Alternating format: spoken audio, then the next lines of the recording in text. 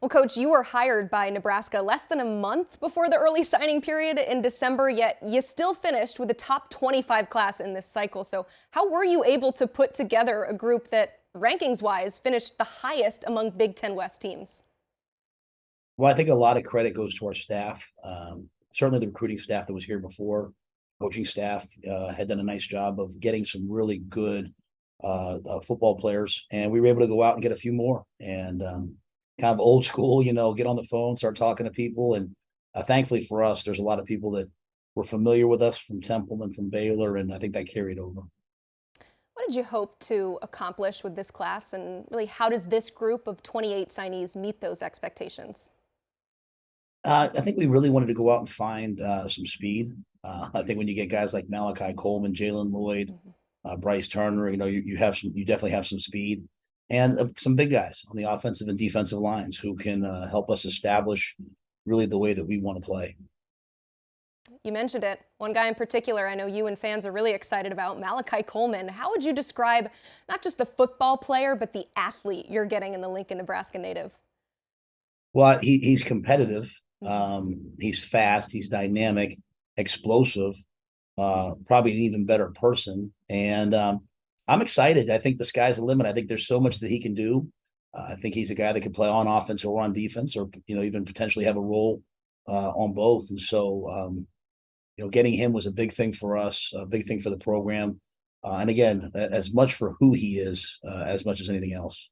Yeah, and you've had success at a high level before, but while you were coaching in the NFL for a few years, I mean, so much has changed when it comes to talent acquisition. You've got the transfer portal exploding, and oh, by the way, there's this thing called name, image, and likeness now. So, how have you had to adjust the way you bring in talent after spending the last 3 seasons away from college football?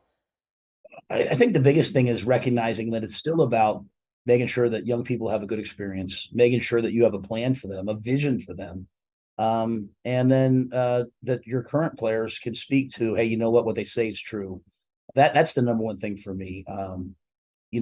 For us going to the transfer portal, knowing that there's some players out there that either knew us from our previous stops or recognized us from the NFL. I think that obviously helped us as we try to get the program back to where it needs to be. And name, image, and likeness. I think players have a right to monetize what they can do and what they do on the football field, and how it markets out into the real world. So I'm all for that. We're never going to use that. We're not going to just go buy young people. We want people that want to be here. But if they're here, we want to make sure that they can get taken care of based upon their accessibility out there in the real world. I got to ask you about your tweet here from a few weeks ago. It's pretty simple. You just said, "I love Nebraska." What prompted you to tweet that, and how have you been able to really endear yourself to the Husker fan base so quickly? Well, we were out in Nebraska. We were out. I can't remember exactly where we were, but we were at a small town somewhere in Nebraska, and stopping in and meeting people and just seeing how passionate people are about this program, about the university. And we're talking about good people, real people. And so I left, man. I just felt so good about, hey, you know what? I get to live here now. I get to raise my kids here now. And, so I said, I love Nebraska. And while I love the University of Nebraska and certainly love, UNL football and UNL athletics, I just meant the ethos of this state, people that get up every single day trying to make the world a better place. And it just kind of hit me meeting those people. Yeah, when you're interacting with fans and people in the community, how much do you feel their hunger to get this program back to competing for national championships like they were a few decades ago? Emily, I'll tell you, it hits you right away. Yeah. I think one of my first days I was out in Scottsbluff, Nebraska, which is maybe 6 hours to six, maybe even 7 hours from Lincoln, and just talking to people and hearing them, man, just the passion in their voice, the pride in their state and their university, the love they have for this football team.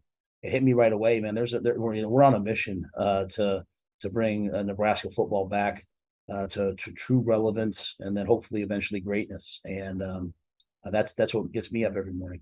Yeah, how much do you relish in that pressure to get back? You know what? I think pressure is a privilege. Yeah. I don't live too much in the results. I try to stay day by day. I think for me, the biggest thing is that pressure, that expectation level. I try to utilize that to have me just every day wake up, not be entitled, not be worried about the future, just be very much in the moment, attack each day, and try to make sure that I'm working as hard as these people expect me to work. All right, big picture here. The Big Ten will look a little different next season in 2024 with the LA schools joining the conference. It will truly become a coast-to-coast league. Now, you don't hesitate to recruit outside of the current Big Ten footprint, as evident by this year's class. So I'm curious, what is the pitch for players to pick Nebraska over maybe some of those Southern and West Coast schools? Well, I think all schools are great. And so what I'll say is, I would like to think that after our time at Temple and Baylor and the history of Nebraska and the things that, Coach Osborne and those guys and Coach Osborne and his staff did, this should be one of the premier player development places in the country. It's long been committed to things that are now staples were really started at Nebraska, training tables and academic support. So I think if a young person really wants to get developed, if they want to come to college, get a great education, compete for championships, become a great player, go off and play in the National Football League and have an even better job afterwards, that's what we, live, eat, and breathe. And so, and not every school is right for everybody. We're going to have a high expectations for our guys, want to work really, really hard.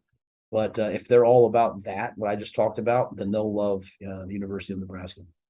What's the biggest thing you need to accomplish this spring? Well, that's a great question. I Could be think, many. these guys really know how to work. I think Mhm. Coach Frost and his staff did a great job teaching these guys how to work. I think we have to just really establish the physical style that we want to play with, whether it's tackling, whether it's perimeter blocking, whether it's stopping the run, running the football.